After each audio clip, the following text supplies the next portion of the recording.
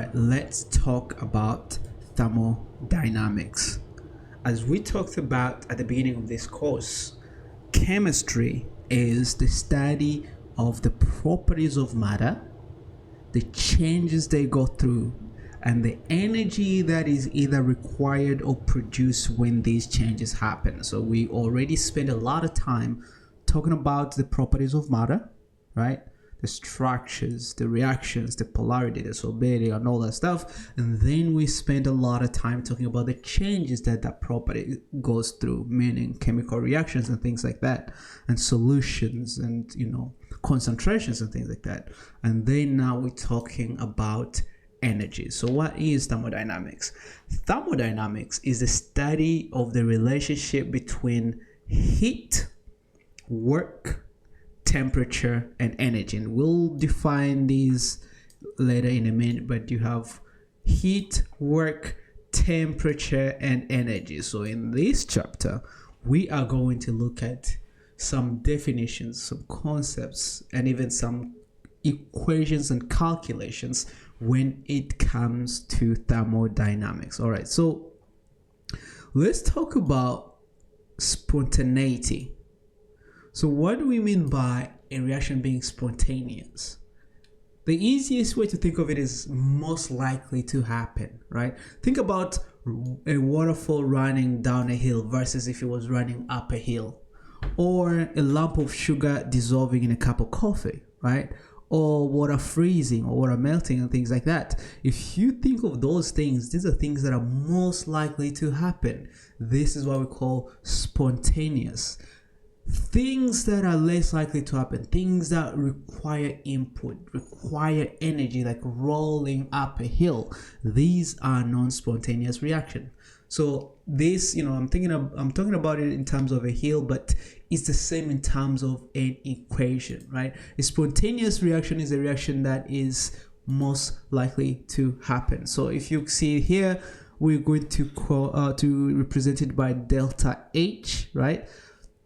And delta H is an enthalpy as well, right? It's enthalpy, right? So we'll talk about enthalpy in a minute. But so we have enthalpy, we have entropy, and then we have other things as well. So we have something called free energy.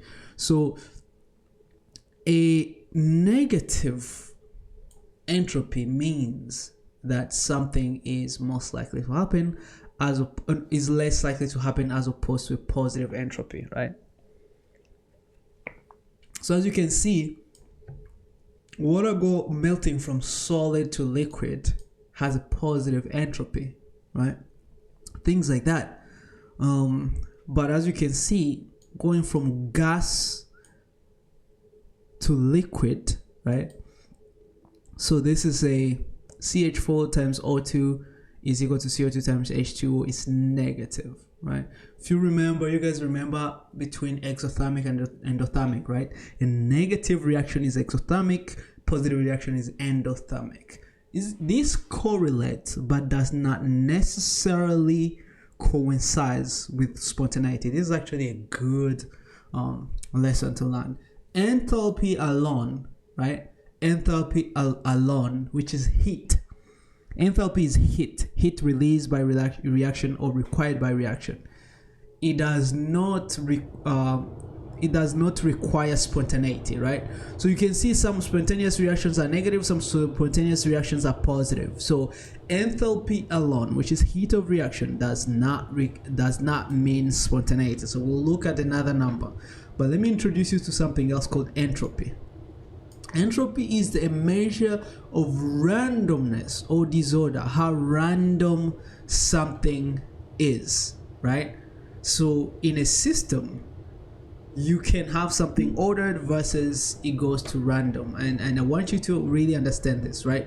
We're looking at the change in entropy. The change in entropy or the change in order, right? Or the change in disorder. So entropy is disorder, right? Meaning that if we have high entropy, what does that mean?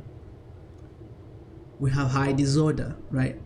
And then if you have low entropy, you have low disorder, otherwise known as order, right? So if you have high order, you have low entropy. A lot of people find, a lot of people mix these up, right? So that means that, for example, the change in entropy, think about it this way, right? In a disorder reaction, right? If a reaction goes from order to disorder, is the change in entropy negative or positive? Disorder is a measure of randomness, right? So if you're going from low S to high S, the change in entropy is positive.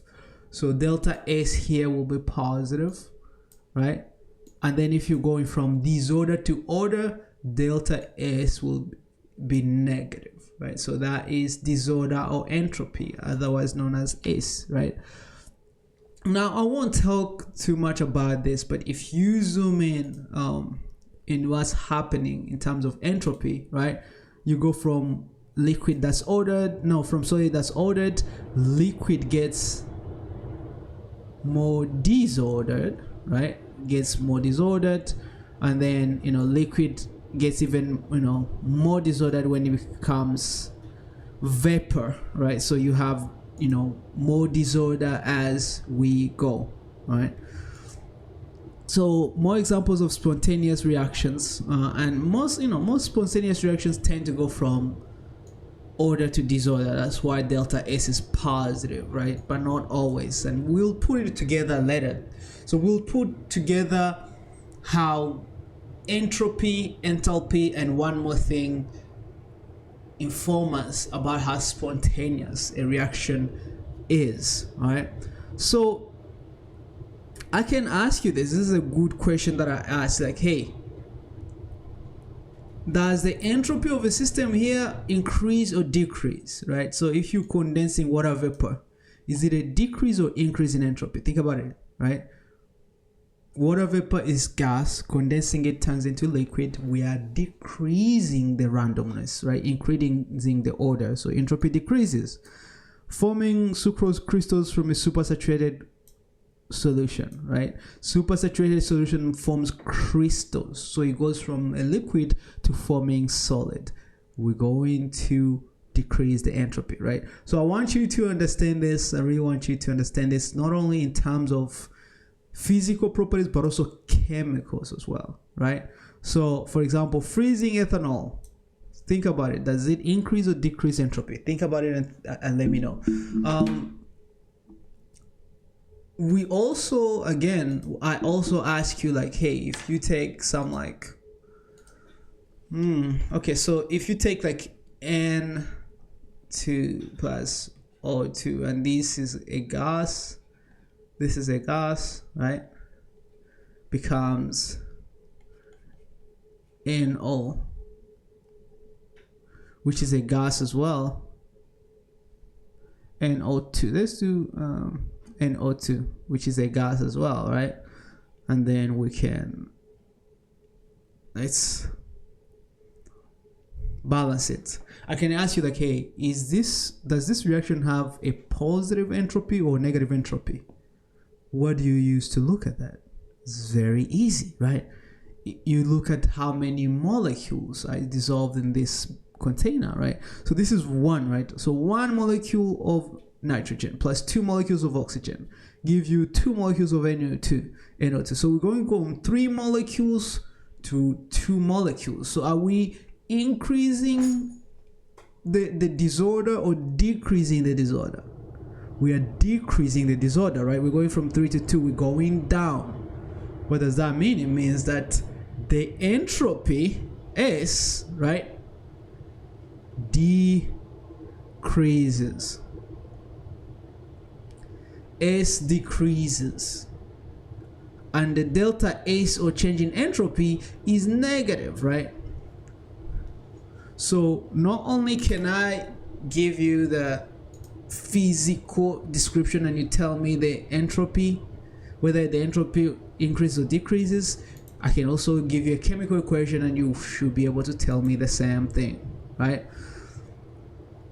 So when it comes to entropy, there are things that we call state functions, and these are properties that are determined by the state of the system, right, regardless of how that condition was achieved. So you can look at what we call state function to kind of inform yourself about entropy, but we'll talk more about that later. But let me introduce you to the first law, the law of thermodynamics, right? These are the laws, and you might have heard of this before, but the thermodynamics law, these are immutable laws of nature. Nothing changes these are set, and we haven't seen exceptions. It seems to be how the universe functions. So these are laws. If you remember when you started learning about science, the laws are like things that we're sure that work. Not only that, but they seem to govern many other things as well, like the law of gravity. So that is, first law of dynamics is energy can be converted from one form to another, but it cannot be created or destroyed. So we haven't seen any energy being created from thin air in nature. It can only be converted from one to another, from one form to another, right? So the energy from the sun hits the plants transform that into food. We eat the food, or I don't know, chicken is the food, and then we eat chicken, and then we use that energy. So energy is only converted, right? That's the first law of thermodynamics. The second law of thermodynamics has to do with entropy. It seems like the entropy of the universe increases in a spontaneous process and remains unchanged in the equilibrium process. So it seems like in a spontaneous process, the energy or disorder of a closed system increases, right? If you have a closed system, it increases the disorder or the energy, right? Very, very important laws, and then very important ramification that come with these laws, right? Let's talk a little bit about some of these. Enthalpy is heat, right? The heat or energy released by the system can be endothermic or exothermic, positive or negative. Entropy is disorder, can be positive or negative as well, depending on whether you're increasing or decreasing. And if I give you the entropy, right? If I give you the entropy of individual things, you should be able to give me the entropy of the reaction, right? If I give you the standard entropy of reaction of individual things, what do I mean by that? I will give you a table, right? Or I'll give you things like, hey, this is the entropy for C, this is the entropy for D, entropy for B, entropy for A, and then I ask you, what's the delta S naught? Naught means standard or under standard conditions, right? So I'm going to ask you like, hey, what is delta S naught of the reaction? And you should be able to tell me. How do I do that?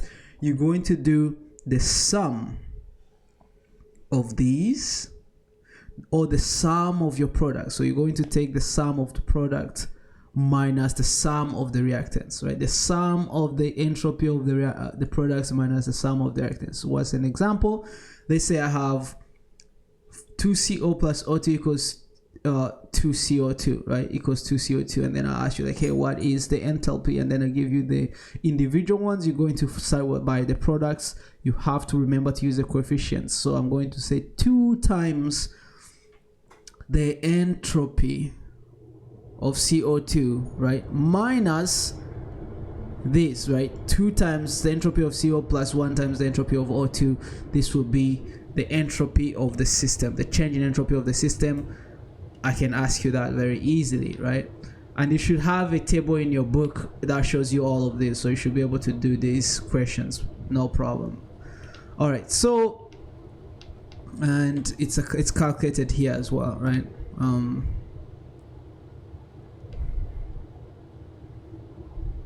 So not always, right, but in an exothermic process, the entropy of the surrounding is positive. In an endothermic process, the entropy of surrounding is positive, right? And there is if we have something called the states of a reaction, you can find the entropy by using this equation. We usually won't use that. But the third law of dynamics that I definitely need you to know is the entropy of a perfect crystal, right? The entropy of a perfect crystal. Meaning, because, okay, I want you to understand this, right? It's like when temperature comes from, the increase in temperature comes from things moving and jiggling, right? The movement of vibration of atoms produces temperature. When they vibrate more, you have a high temperature, right? So there is a theoretical temperature. If you go down, you should reach a temperature at which none of the atoms are moving at all, right? And we call this absolute zero. And at this temperature, you have zero movement, and then you have zero disorder, right? And this is called absolute zero. And this is the third law of thermodynamics. Why is it a law? It's because it seems to be at around the same temperature. It seems to be at around the same temperature for many substances, right? And we'll talk more about that. It's at 0 Kelvin for water, right? But let me introduce you to another idea called Gibbs free energy. So we did talk about the entropy, right? The entropy. We did talk about the enthalpy, right? Entropy, enthalpy, temperature, right? And we talk about how, like, for something to be spontaneous, right? So something to be spontaneous, entropy contributes, and heat or enthalpy contributes, and temperature contributes. But delta G is a new form. It's called Gibbs free energy, and it measures the spontaneity of our reaction. Measures the spontaneity of our reaction, right? Gibbs free energy. And I definitely need you to know this equation. It's one of the most important equations in this chapter. Is delta G is equal to delta H minus T delta S, right? So meaning that if I have delta H, I have delta T, I have temperature, I can find delta G. And if I find delta G, what is it going to tell me? It's going to tell me how spontaneous that reaction is. So if delta G is negative, it's spontaneous. If delta G is positive, it's non-spontaneous. If delta G is 0, the reaction is at equilibrium. It's not going forward or reverse. It's at around the same, right? So very, very important term to understand, right? And just like the delta S, I can give you delta G of formation of individual things, right? I can give you delta G of formation of individual things, and then you can give me a full delta G. So this is another way to find delta G, but this is delta G naught, which is delta G standard, right? So you should have a table in your book that tells you the delta G's of everything, so that you can, the delta G's of formation. So an example is I can give you an equation here and then ask you what is the standard free energy, which is delta G, right? Standard free energy change. And then if I give you this, you're going to be like, oh, okay, I'm going to do 12 times the delta G of CO2 plus 6 times the delta G of H2O minus 2 times delta G of this plus 15 times delta G of this, so that you can get this. And then after that, I can ask you like, hey, is this reaction spontaneous? If it's negative, it's spontaneous. By the way, if you haven't noticed, delta G is expressed in kilojoules or joules, right? Now, how do these relate to each other? Delta G, delta H, and delta S, right? Think about it. This one you don't have to memorize, guys. You don't have to memorize, but think about it, right? If you have delta H that's positive, right? Delta H that's positive, and then you have delta S that's negative, right? If this is negative and you have a negative here, this is positive. If this is positive and this is positive, delta G will always be positive, right? So that's what we're saying. If you have negative, so this is a shortcut. If I give you like a number and then I ask you like, is this, if I give you some delta S and delta H, I might ask you whether or not it's spontaneous even if I didn't give you delta G's, because if it's positive and negative, it will always be positive. The other way around, right? If this is negative and then this is positive, right? This will be negative, and then the positive here will make it negative. So both will have negative. So positive and negative delta G will always be, the negative and positive delta G will always be negative. Positive and negative will always be positive. But if this is positive, but delta S is positive, then we don't know, right? Because if this number is higher than this, it's going to be positive, right? So we're saying that if both of them are positive, it's only negative at high temperatures and then positive at low temperatures. Does that make sense? So this is kind of like a cheat sheet rule of thumb, but if you don't know, you can figure it out from the equation, right? Very, very easily. All right, so if you remember, again, I can ask you like, hey, this is the delta H, this is the delta S. Can you find delta G at this temperature? And then you'll be like, oh yeah, of course I know that, right? It's like, you know, I'll plug in the numbers very easily, right? So as you increase the temperature, the spontaneity can change as well, right? And as we talked about, at delta G equals 0, you have it at equilibrium. And guess what? I want you to pay attention to this, right? Very, very important. Delta G, if delta G is equal to 0, right? If delta G with the change in G is equal to 0, right? We are at equilibrium, right? So look at this. Delta G equals 0, we are at equilibrium, right? We can move this around, right, to show that delta G is equal to delta G naught times RT ln of Q, right? This is the second most important equation of this, right? Because again, as I was saying, the delta G naught is at standard temperature, standard temperature, standard concentration. Standard concentration is just 1 molar, right? But if you have a different temperature and a different concentration, you're going to have to measure this, right? So delta G is equal to delta G naught plus RT ln of Q. This is the gives free energy when we're not at standard conditions. I want you to understand this. And Q, we learned about it, is the reaction constant.